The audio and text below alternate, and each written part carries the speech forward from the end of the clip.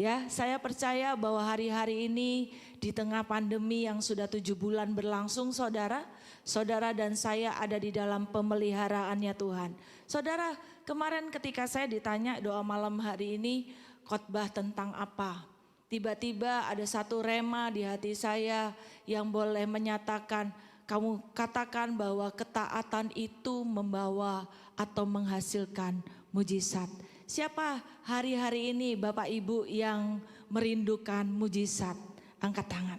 Ya, saudara, jangan hanya merindukan mujizat, tapi ketika saudara taat, mujizat itu mengikuti kehidupan saudara dan saya.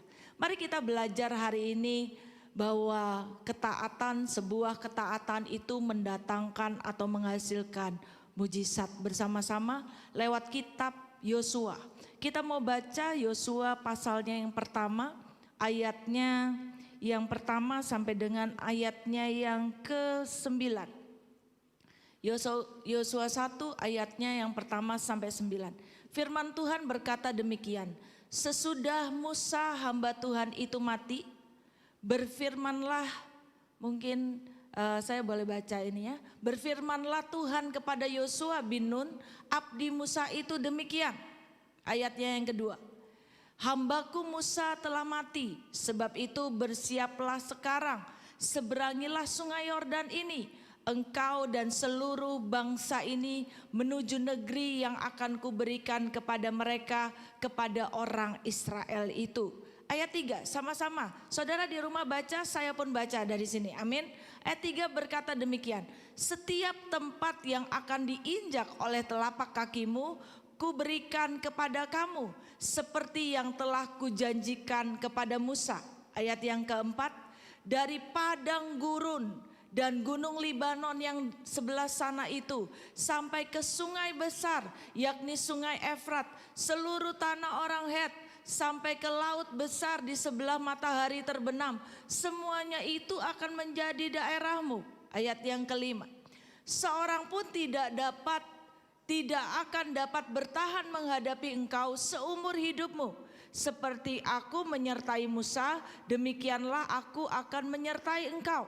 Aku tidak akan membiarkan engkau dan tidak akan meninggalkan engkau. Ayat yang ke-6, kuatkan dan teguhkanlah hatimu, sebab engkau yang akan memimpin bangsa ini memiliki negeri yang kujanjikan dengan bersumpah kepada nenek moyang mereka untuk diberikan kepada mereka.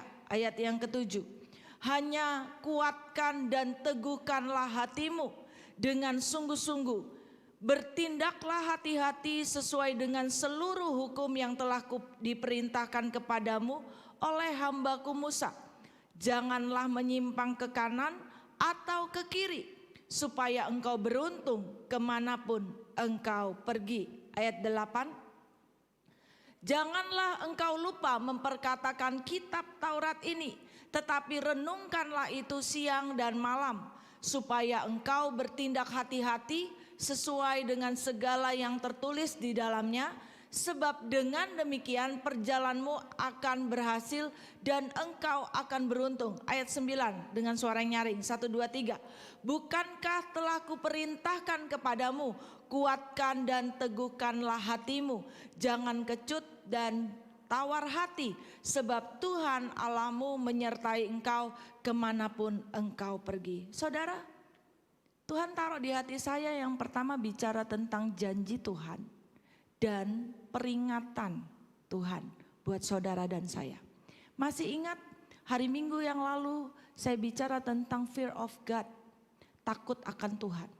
Takut akan Tuhan punya 4 langkah berani. Berani yang pertama adalah berani menentukan sikap hati yang benar. Berani yang kedua adalah berani memilih kehendak Tuhan dibanding dengan kehendaknya kita. Berani yang ketiga adalah kita mau, coba ya saya baca untuk berani yang ketiga. Bicara mengenai berani mengusahakan untuk mengerti kehendaknya Tuhan atas hidup saudara dan atas hidup saya. Dan berani yang keempat, berani hidup dalam tuntunan Roh Kudus. Pada saat zamannya Yosua langsung dituntun oleh Tuhan. Hari-hari ini saudara dan saya, kita dituntun oleh Roh Kudus untuk menentukan setiap sikap hati, dan biarlah setiap sikap hati itu adalah sikap hati yang benar di hadapan Tuhan. Amin. Ya, kita belajar hari ini Yosua terima janji. Dikatakan di ayat yang ke-6 tadi, kuatkan dan teguhkan hatimu, ya, karena engkau yang akan memimpin bangsa ini untuk masuk ke dalam tanah yang dijanjikan oleh Tuhan. Ya, waktu Tuhan ngomong begitu, dia janji penyertaan itu sempurna dalam kehidupannya. Tapi bukan hanya sebuah janji yang Tuhan berikan kepada Yosua. Sama, saudara dan saya bukan hanya menerima janji Tuhan. Masa depanmu cerah, penuh dengan harapan, terus naik bukan turun, jadi kepala bukan jadi ekor. Bukan hanya sekedar menerima janji bahwa aku Tuhan yang mengetahui rencana-rencana yang indah yang Tuhan janjikan kepada saudara dan saya. Bukan rancangan kecelakaan tapi damai sejahtera. Ya, bukan hanya kita ini terima janji, bukan hanya Joshua itu terima janji, tapi Joshua juga terima peringatan daripada Tuhan. Yang pertama dikatakan kuatkan dan teguhkan hati. Kamu yang akan membawa bangsa ini masuk di dalam tanah yang kujanjikan. Dan untuk itu Tuhan ingatkan, bertindaklah hati-hati. Jangan menyimpang ke kiri, jangan menyimpang ke kanan. Amin. Saudara, dalam kehidupan kita, Tuhan pun memperingati kita. Ayo kuatkan dan teguhkan hatimu. Bertindaklah hati-hati sesuai dengan kebenaran firman. Dan jangan menyimpang ke kanan, jangan menyimpang ke kiri. Ayat yang ke-7 tadi. Ayat yang ke-8 berkata, jangan lupa memperkatakan kitab Taurat ini. Amin. Renungkan firman Tuhan siang dan malam.